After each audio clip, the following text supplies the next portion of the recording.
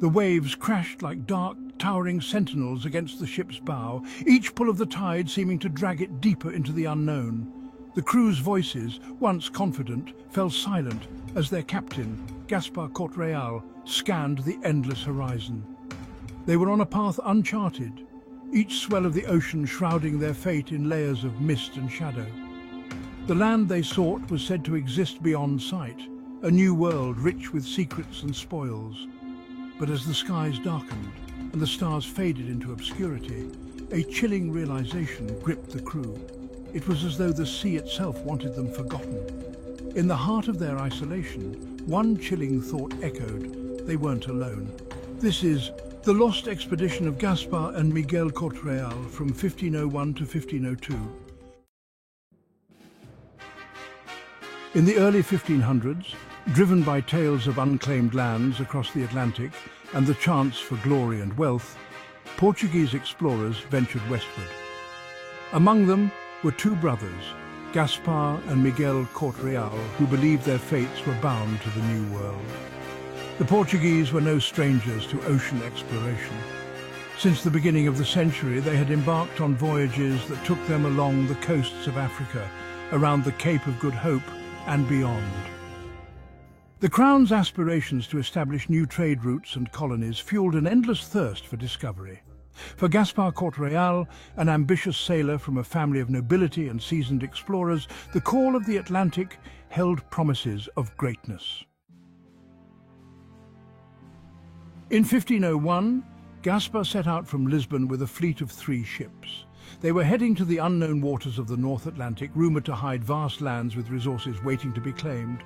The ships crested over waves under the watchful eyes of Gaspar and his crew, all eager to stake their claim on the new territories. Their journey was marked by days of clear skies and swift winds. For the first weeks, the ships sailed smoothly, the crew's spirits high with anticipation. Yet, as they ventured further from the familiar shores of Europe, an eerie silence began to take hold over the fleet. Even the birds that once guided them fell away, and with each passing day they slipped deeper into an untouched expanse of sea.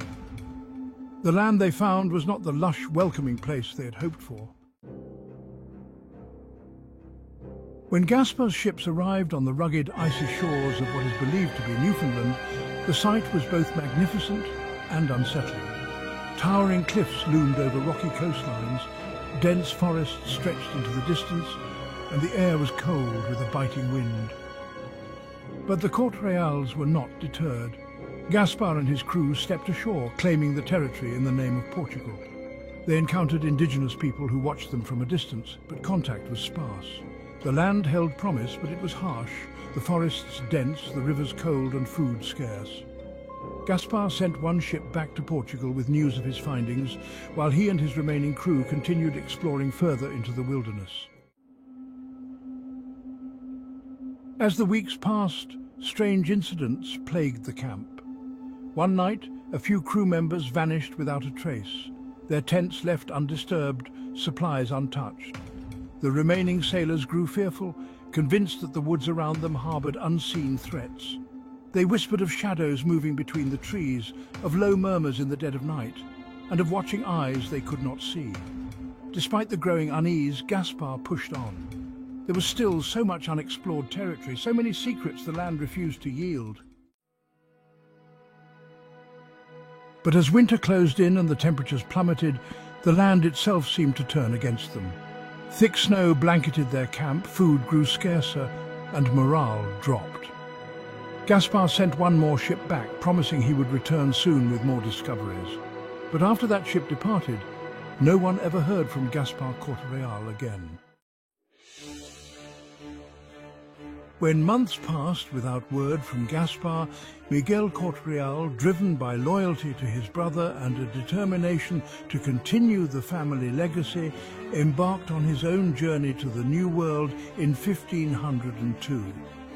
Miguel followed his brother's last known route, hoping to find some sign of Gaspar's fate. The journey was plagued by relentless storms and harsh winds, as though the ocean itself resisted Miguel's quest. Days turned into weeks, and still there was no trace of his brother's expedition. Finally, his ships arrived at the desolate shores Gaspar had described, but the place seemed haunted by an oppressive silence. Miguel searched tirelessly, scouring the coastline, calling out for his brother. The crew grew more uneasy as the days passed, with no sign of Gaspar or his men. Some whispered that the land was cursed, that something far older than them lingered in the shadows, waiting to ensnare anyone foolish enough to venture there. One night, after yet another day of fruitless searching, a sailor swore he saw figures moving along the shoreline. He described them as shadowy forms, neither fully human nor spirit. Some said it was Gaspar's crew, trapped between the realms of the living and the dead. Others thought it was an omen, a warning to turn back. Miguel, however, dismissed these claims, refusing to abandon his brother. But as days turned into weeks, Miguel's own men began to disappear. First, a lone lookout was found gone, his post abandoned in the night. Then, 2 more vanished from their tents, leaving behind no trace. Miguel was determined, yet the growing list of disappearances weighed on his resolve. Just as his crew began to mutter about returning home, Miguel himself vanished, lost to the very shadows that had claimed his brother. Back in Portugal, the Crown sent yet another ship in a desperate search for the Corte Real brothers. The last known location of the expeditions was scoured, but there was no trace of either brother or their crews. They seemed to have been swallowed whole by the land and sea, leaving no mark of their passage. As the years passed, the tale of the Corte Real brothers became part of Portuguese legend.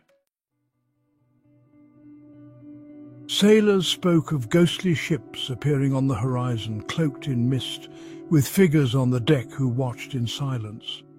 Some claimed to see the brothers themselves standing at the helm, forever locked in their search for one another. Centuries later, traces of Gaspar's journey were found. Tools, remnants of a campsite, artifacts that pointed to his presence in the Newfoundland region. Yet no definitive evidence of their fate emerged.